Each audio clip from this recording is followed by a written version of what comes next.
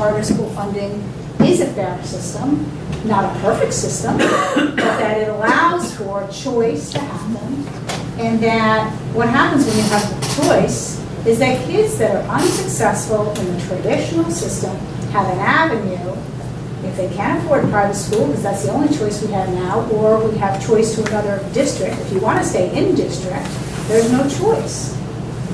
And so there's this huge divide about what truth is. Truth is, the Gloucester Community Schools takes money away from the Gloucester Public Schools. No, truth is that, in fact, students have a right, and when you put all the money in one bucket and you don't let people try something else, that's not a fair system. And in fact, you fund East Gloucester, you fund West Parish, the funding's not equal. East Gloucester has a full-time principal for 240 kids. West Parish has one principal for 400.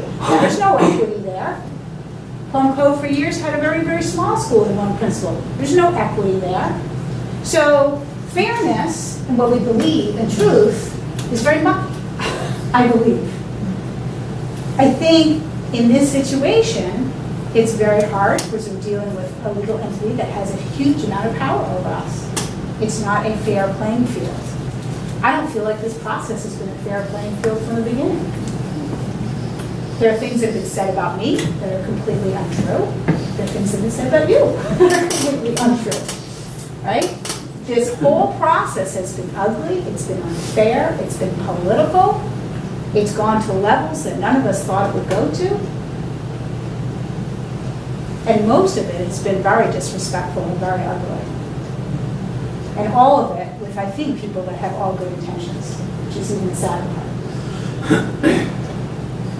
So, you know, I feel, I hear what you're saying. I don't think this is the first time we've been stuck. This is probably the most severe in a very difficult situation. That was just a thought. So I hear the struggle of this board, and I hear parents talking about their commitment to this school and what it's done for the kids. And I hear, am I going to be responsible for what I think is very clear with voting if I don't sign this? And my answer is no, I don't want to be responsible for that. It's one of many wrongs that have been committed against this charter school. And if I didn't put them all in the back of my head, because I'm so sick of hearing them, I could probably rattle them off right now. But I've gotten rid of them because there's no reason to go there. But there are a million of them. This is just a really difficult place to be, because if we do not sign, then we have not met the terms of our probation, and our charter will be revoked. You know, and if we do sign it, we're saying that we broke laws and that we did something wrong, and they could, use that and revoke our charter perhaps because of that. So, my job on this board is to govern the school the best that I can. It has been to get the school open, to have it be open, to try my best to keep it open for the school so that we can prove that it is a good thing for everybody. So right now, it is such a hard place to be to do this, because yes, I agree, it's wrong. I feel that it's wrong. But yet, if I don't do it, there aren't any other options. So I think perhaps another way to look at this is that we've asked to come to some agreement with the Attorney General's office. Again, I go to an analogy. This is my teacher and me, where you get two kids get in a fight, no one wants to admit they did anything, you make them both say sorry. Somebody maybe had more fault than someone else, but maybe you don't believe that you both did anything.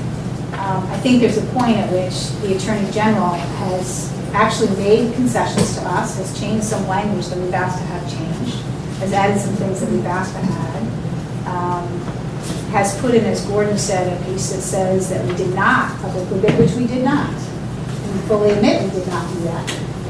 We also know that we didn't need to, but we did not do it. That the Attorney General has their perspective, which I understand, Tony, they have not explained to us.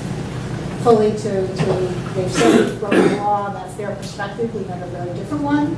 And I think the term is we agree to disagree. That's not what this document says. It doesn't say we agree to disagree.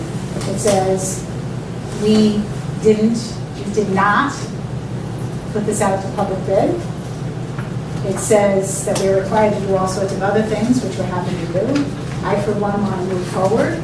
I don't know where forward is going to take us. I understand the fears on this committee that this will come back to bite us. This could be a trap. I've heard that word used here.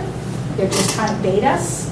Is it death by, a mid-fall and then death, or do we die later? When do we die? We die now, we die in 3 weeks. When's the death going to happen? We don't know. We can only hope that the Attorney General sees, I hope, that by signing this, that our goal is to put this behind us and to move forward and to establish a better relationship with the Attorney General's office. I don't see the language they added on our behalf. Maybe I've missed something. It's all blue. And the reason that the blue comments are substantial is why? There's a couple of language we asked for that's there. Yeah, and a couple that weren't added. Right, Yes, which is that's some right. particular, so. And can you read out loud the ones that weren't added? Because I think those are interesting. If we're allowed to, by the way, my main concern is I'm not sure what we're allowed to say and not say. Because at the top of this, it says privileged and confidential for settlement purposes only, but here it is in 7 copies.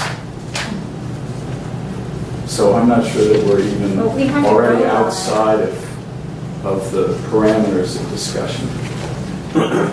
For some of us, you should all know, visiting, that it was quite painful for us to be talking about this in executive session, although that was clearly the right thing to do, especially by counsel's advice. But we were quite eager to have everyone know what this issue was all about.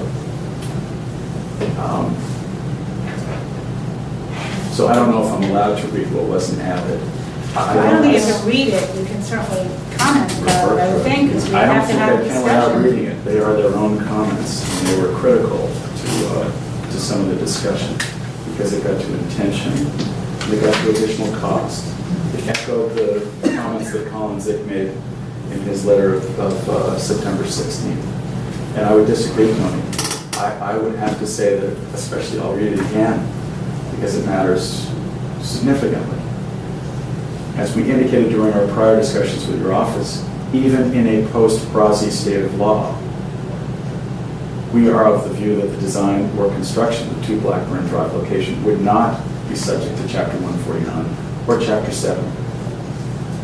Applying the Brasi, quote, totality of the circumstances, unquote, test, the GCACS lease is a lease in the purest sense and not a construction contract. I'd also add to that, we don't own any part of that facility. We never will.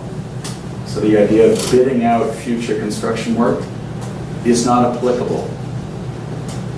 That's just from a layperson, though. So for my own purposes, to try to get the right thing to do, I fully understand your position, Madam Chair, as yours, Jay. I understand everyone's position. It makes perfect sense. To your comment about truth, there's this wonderful William James quote that says, the truth is plural and contingent, never fixed nor absolute.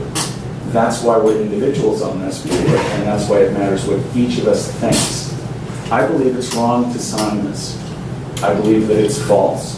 And I believe that only if we were to be forced into signing it with the threat of revocation of the charter would we ever even consider it.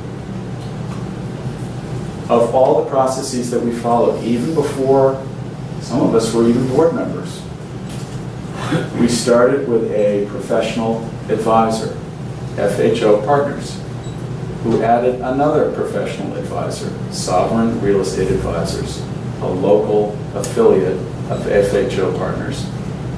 All they did was what they do as a regular business practice. They know open bidding requirements. They know public bidding requirements. They would not have let us into something they didn't understand. We never had a contract with them. We never paid them a fee.